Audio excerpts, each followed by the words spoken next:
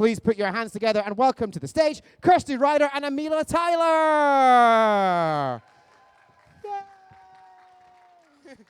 Grab a seat. Oh, I get a water now. Hello. Hi. Oh, are we got Hello. sound? Ah, We have sound. it works. It does. How are you both doing? Hey, I'm good. I'm good. Sleep deprived. How are you? Also sleep sleep deprived. Yes, I am also sleep deprived. Is everybody are we here all sleep deprived? by Yeah. any chance? No, don't be the only person who's not sleep. Stay awake now for the next 72 hours. How much sleep have you had? Oh, no, you've never slept. Okay. Okay, you've never.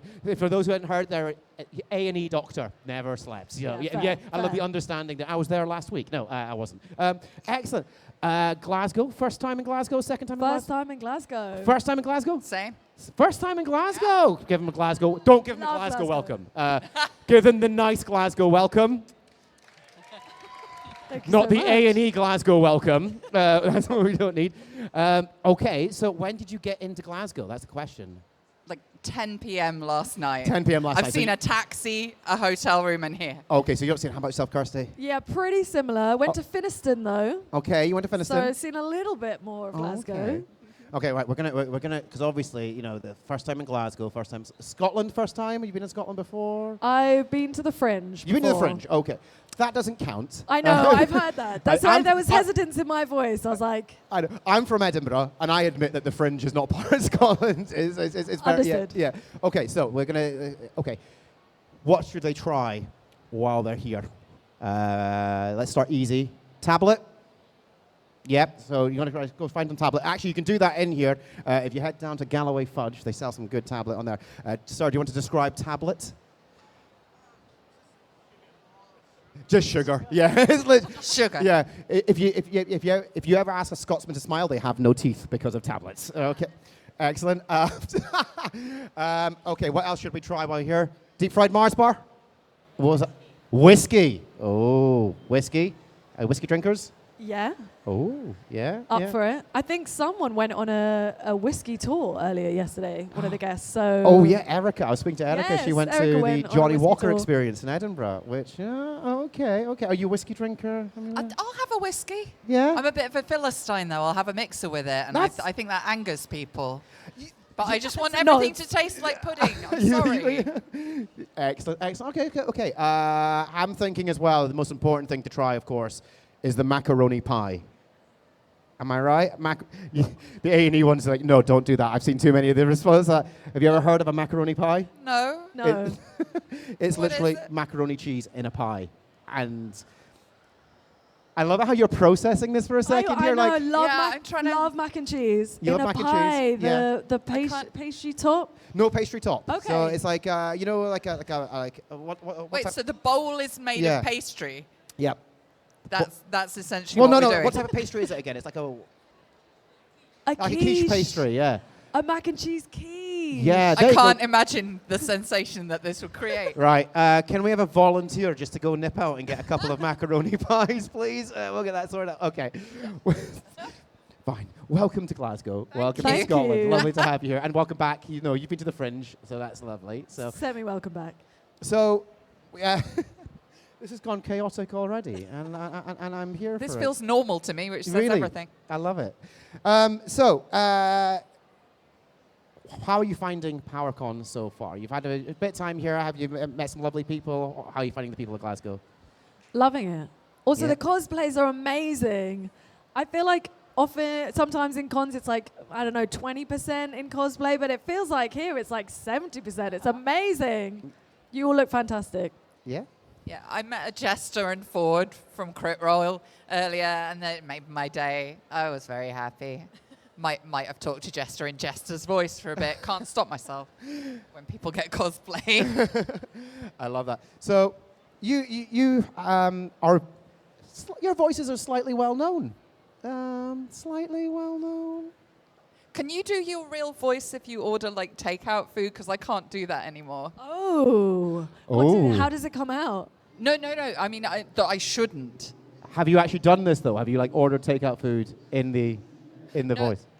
Well, no, because No. my most famous voice is my Oh, voice. of course it is. Yeah, so yeah. I will dox Oh. myself if I order food in my voice. So I have to be like, I don't really have that many character voices. I guess I'll just be high pitched.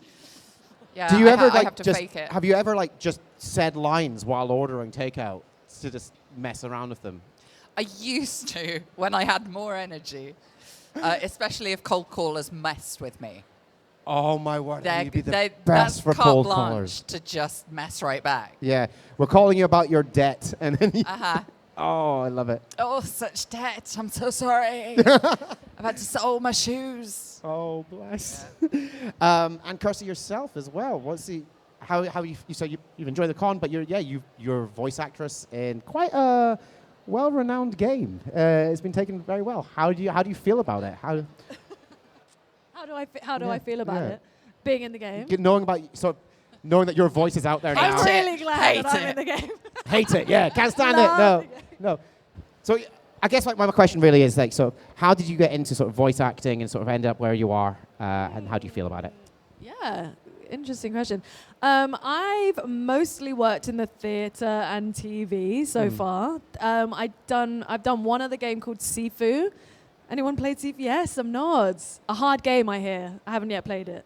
But this was my second game, so it's still early doors in my voice acting career. But I just kind of the same way that I would audition for TV and theatre. Like an audition came through my agent. They showed me a picture of Lune, and I was like, yes. Yes, I would like to voice her. And like a scene, I think it was the scene with CL, you know, when they're talking about the stars. Very beautiful scene with CL. So yeah, and then just did a tape.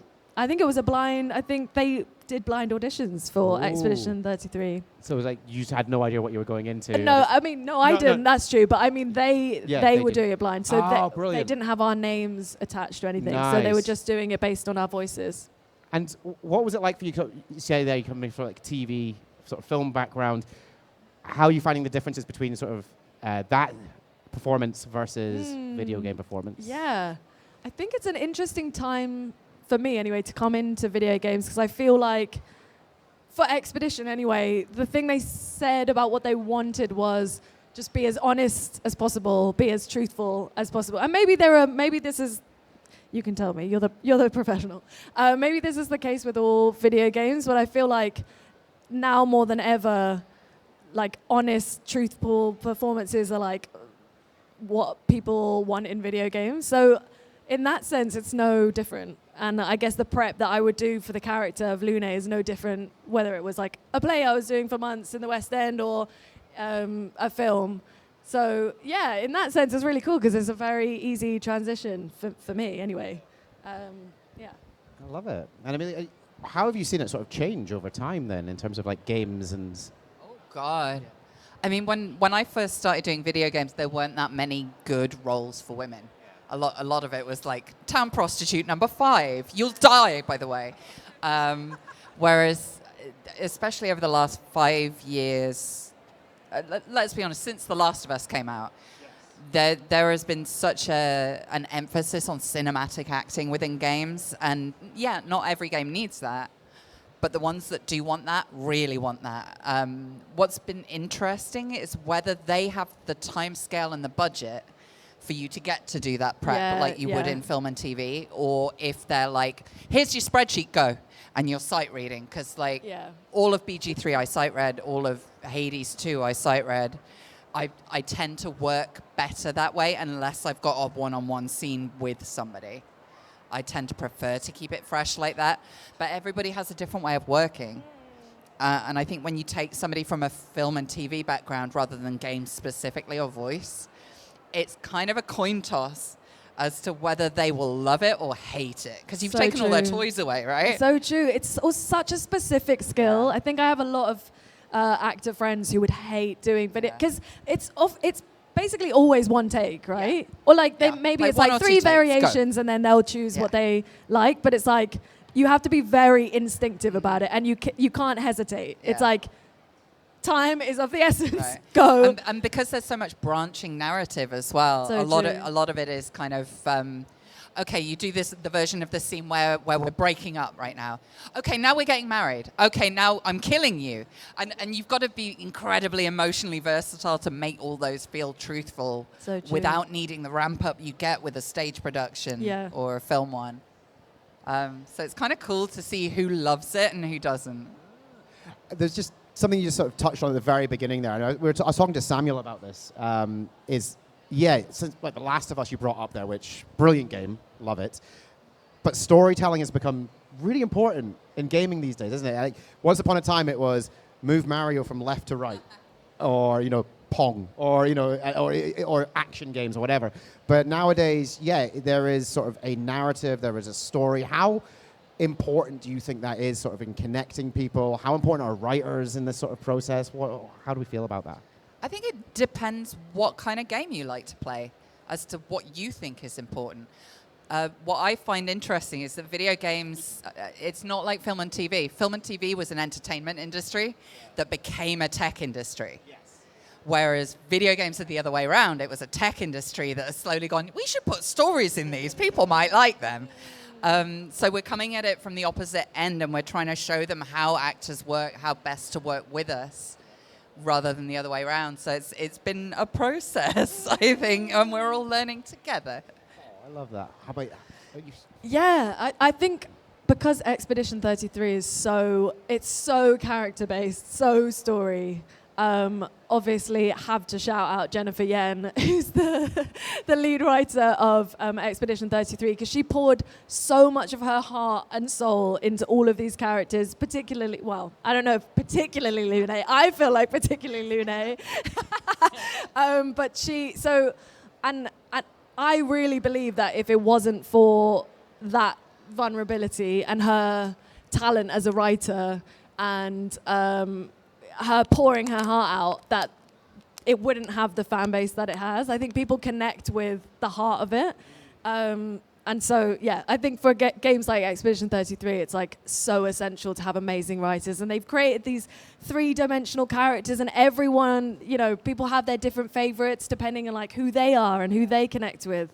That's such a special thing, and not easy. Because also we're talking about TV show might be like 6 episodes, they're an hour each, so it's 6 hours of story. And these are like 30, 40, 50 hours of story and like loads of cutscenes and different avenues, and you can, what's it called? Romance? Romance. Romance? Yeah. Is that right? Oh, I don't feel like I'm in the like 20s. Is that like shipping? Yeah? Yeah. Help. I'm down with the lingo. Especially when you bring moving like on, next branching question, narrative yeah. in. Yes. Like it takes a very specific kind of writer to be able to write a character that feels truthful and interesting when you get to see them from multiple viewpoints. Because usually there's a story, right? This is the villain. And you use them as part of your story to show the bad guy thing. So Whereas true. if you have branching narrative and multiple romances, you might get to romance that villain, get to see that side of them.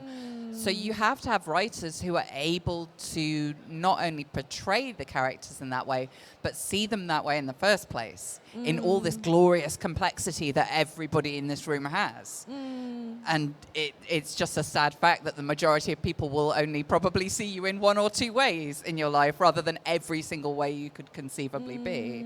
It's fascinating. And that's what I love about sort of this modern sort of storytelling in gaming, where you've talked about the multifaceted, is it makes games so much more replayable now, where you get the option to go back and be like, I'm going to play it, so I want to find this storyline, or what if I made this choice instead? And I just love that. One thing is, tomorrow, we were talking about this earlier today, but tomorrow is officially International Women's Day. Woohoo! However, we've decided that it's actually going to be International Women's forever. Love it. We'll make it the weekend. We're going to make it the whole weekend, okay? It's International Women's Weekend. But when's International Men's Day? It's Every day. No, it's not. I It's think 11 it's November sometime, maybe. Where's Richard Herring doing God's work? That's what we need. 2 people got that. Thank you. I guess you touched on it again. You touched on it earlier, but representation of women in gaming, like how's that changed for you, and what's it like sort of coming into the gaming industry sort of later as well, and seeing what that's like? Do you think there's more opportunity? Have we gotten better? Have we stayed the same? What's it like? I mean, I feel like I feel like this game is such an embarrassment of riches. Well, no, it's not an embarrassment of riches. This is what we should demand. Humiliation of riches. How dare we have wonderful women characters? Disgusting. And again, it's like Jen has done such a brilliant job with all of these characters, and she fought so hard for how different they are. And also, I mean, someone said to me today about Lune, they're like, she was like, my boyfriend plays as Lune, and this is the only time that he's like played as a female character lead in a game, which is cool. Sad in a way that this is where we are in 2026, but amazing that this amazing character who's like kind of she is the expedition in a way. Like she embodies it and she keeps it going. And I was saying earlier that if she didn't come in when she does in the story and Gustav was left to his own devices, the game would be done in 10 minutes. So I think Jen's done an amazing job with all of the characters. And Maëlle, like you've got all these, Maëlle, CL, Lune, you've got, anyway. Could keep going. But yeah. Keep going? No. It's okay. Yes, the depth that female characters get these days, and not just female characters, to be honest, any gender. Yeah, all characters. Straying from the stereotypes now to show that kind of gender's just a construct, and it's a spectrum for a reason. Pick a bit. That's it. That's where things have started to get interesting now, that we're seeing non-stereotypical depictions of people of all different kinds, and that's where the juicy stuff lies, because we've seen the other stories, right? Exactly, We've seen the stereotypical ones. Let's see something new. Let's see something fresh. Like Baldur's Gate 3. Nothing about those characters, most of them, is stereotypical. Like Hades 2. All the gods and goddesses in that are very multifaceted and complicated and not exactly what you think from looking at the bare bones of how they could be portrayed. I think we're getting to a really juicy area of storytelling now, where it's just, who is this person? Yeah. That the gender is less important than it's ever been. And that's such an important point, I think, as well, is that it's that part, the gender, the sexuality, the whatever, is a non-issue. Like, because that quiet normalization does so much more in representation, doesn't it? Yeah, absolutely. And like you said, it's encouraging people to stray from what they would stereotypically have played. And if that's not their cup of tea, that's cool too. And I think that's the point that I've been looking forward to us hitting, because that's what I was brought up with. Yeah. My dad was like, I am a CDT teacher who had no sons. Are you going to help me destroy this brick wall or not? Are we welding this, or are you just going to sit in a corner and cry? Yeah. That's how I was brought up, that gender was a non-issue. And I'm really excited that that's getting to the point now where we can just make that whatever we want. I love it. What we're going to do is we're going to open it up to some questions in a moment. So I have a roving mic here, so I will be getting my steps in. And I'm sorry, I'm going to abandon. He's roving. But I will come to you. Do not worry. I will come to you. So if you have any questions, get them ready.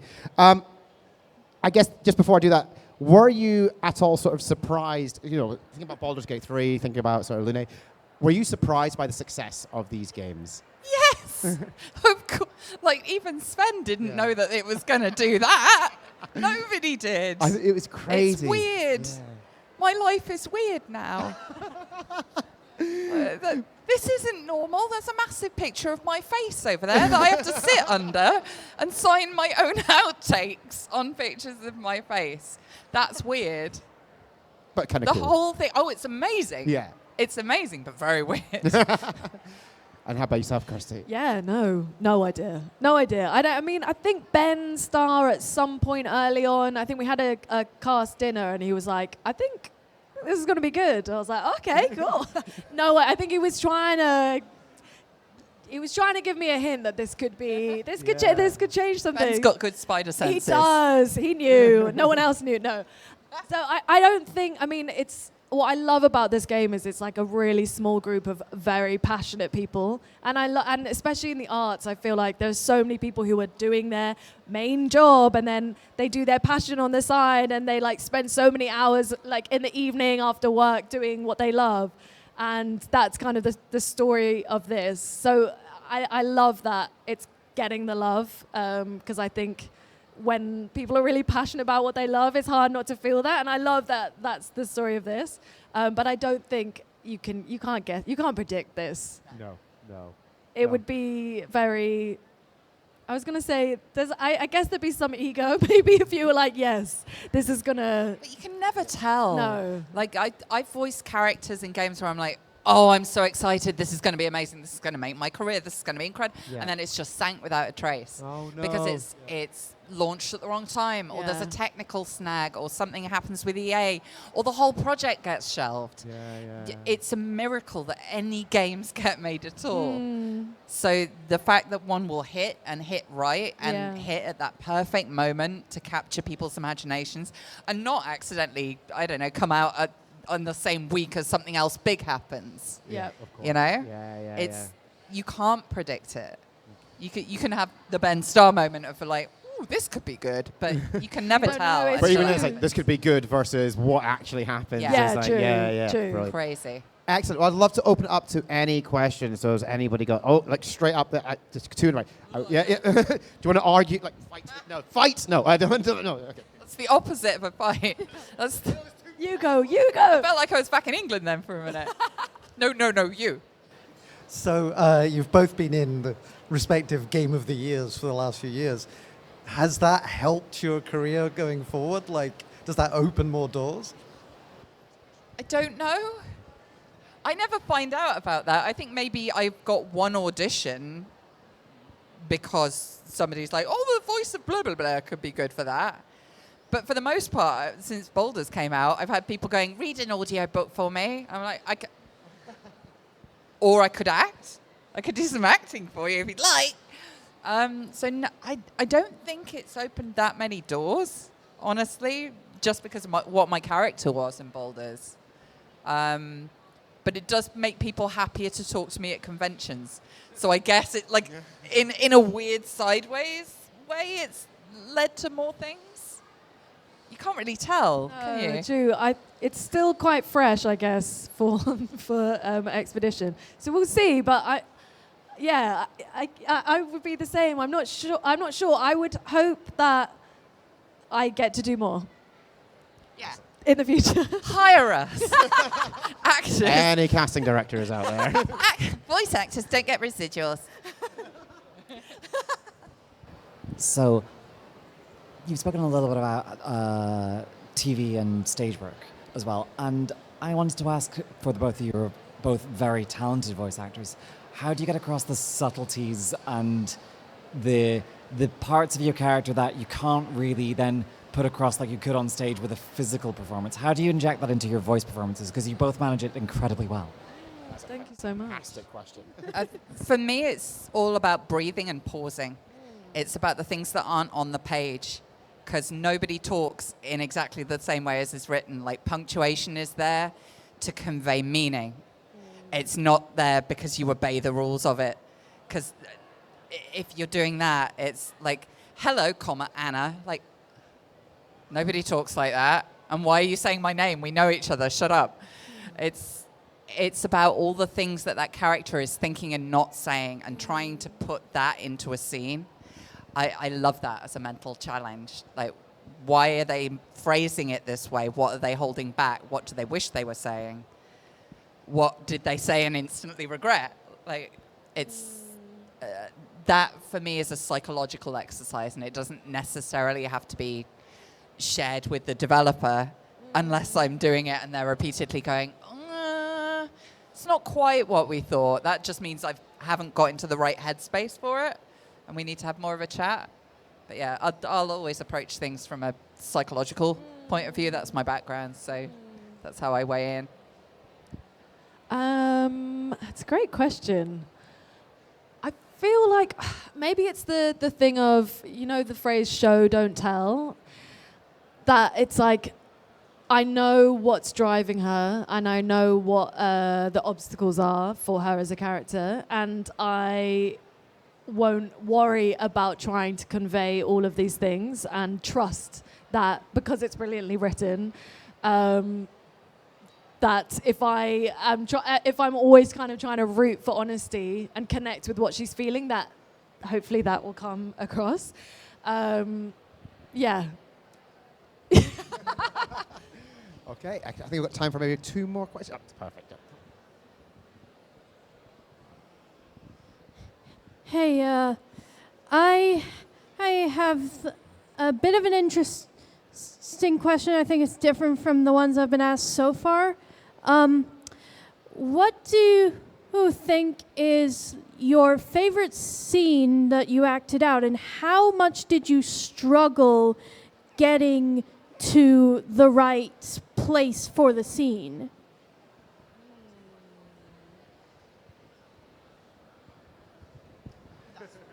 It's a very hard question for me to answer. Let me think on it.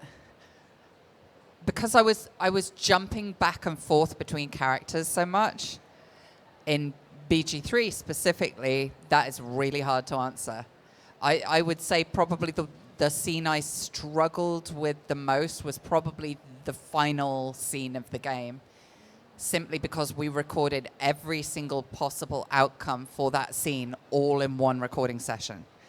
So it was like, you're playing as this character and this has happened, this character and this has happened, blah, blah, blah, all the different versions. And now we're flipping to Dark Urge and we're doing all of theirs. And then we're flipping to this, all of those. By the end of it, I felt like I was having a nervous breakdown. I didn't know what was going on. Words had ceased to have any meaning.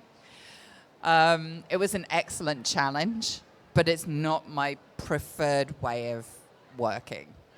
But that's where all the technicalities come in.